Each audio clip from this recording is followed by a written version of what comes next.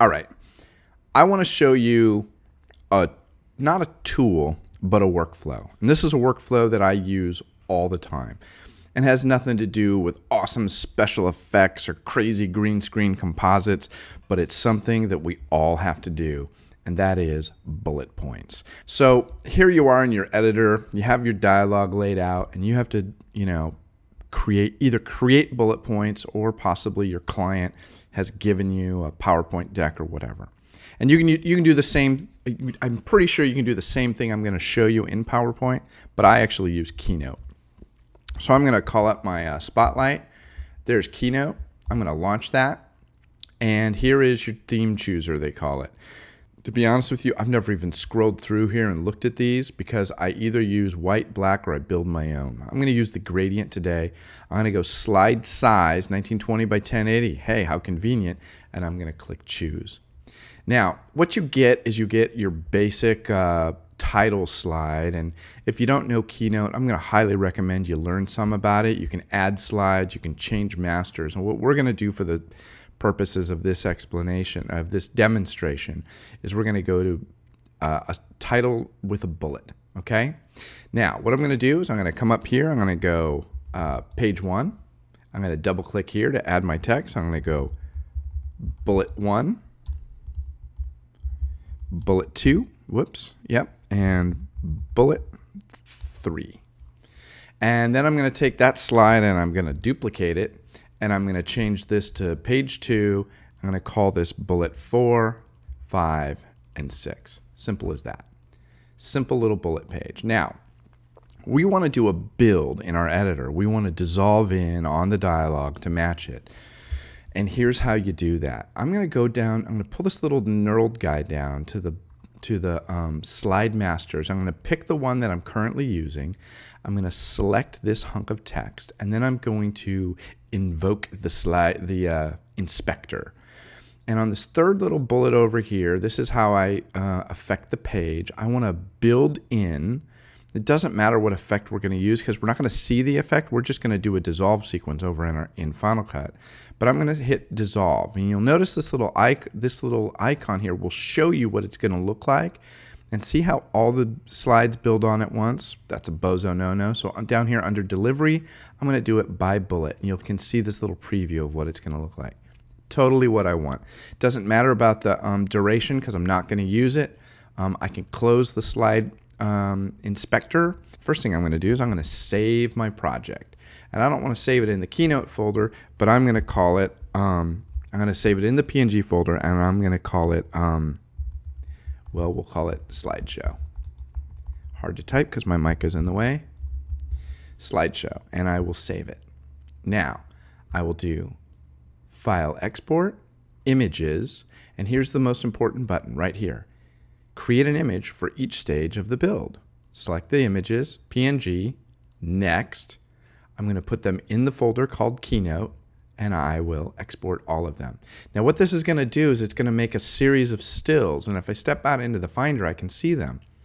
Here's slide 1. Here's the name of the slideshow, which is called Slideshow. It'd probably be better if it had the client name and the job number. But anyway, I have slide 1, images 1 through 4, and slide 2, images 1 through 4. Let's go to Final Cut. In my graphics folder, I'm going to create a new keyword collection, and I'm going to call it Keynote. Back to the Finder, select my stills, and drag them on top of my keyword collection. It's basically like dropping it into a bin, and now here's all my pictures. 1, 2, 3, and 4. 1, 2, 3, and 4. So I'm going to take the first slide worth of stills, and I'm going to drag them onto my timeline. The next thing I'm going to do is I'm going to lasso them and hit Command G to put them in their own storyline. The reason I do that is it makes it easier when I adjust the length of something, they ripple with it, even though they're laid over the alleged video that would be down here.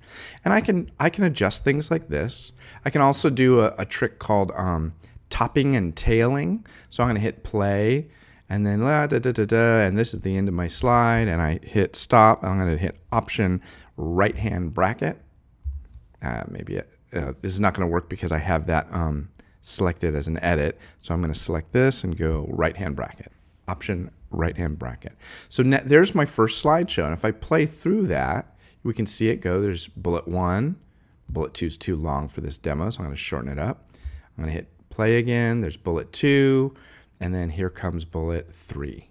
So that's it. Now if I want to put dissolves in them, select all 4 of them, hit Command T. I actually like to cut into a slideshow, not dissolve into it, but I like to dissolve internally.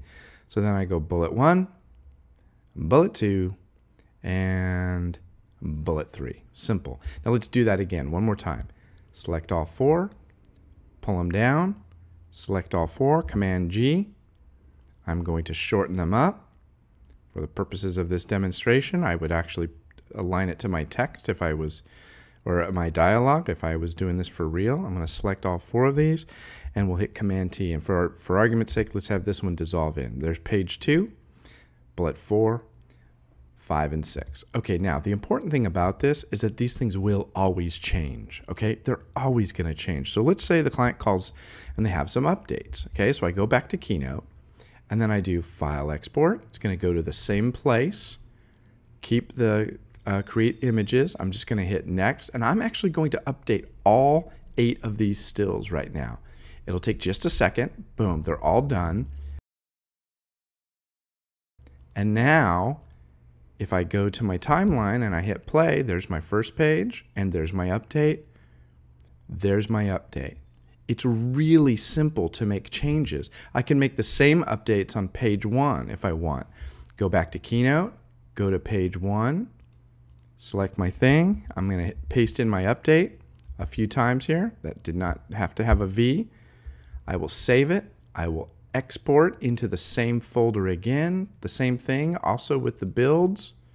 Same folder, hit export, replace the ones that are there, and Final Cut knows that they've all been replaced. So now when I come back to my timeline, immediately my updates are there. So I don't recommend using Keynote presets or templates. Learn enough about it that you can create your slides that are branded to your client. You can use their logo, their drop shadow techniques. You know, just learn a little bit about Keynote and it becomes a really, really powerful tool for your video productions. Later.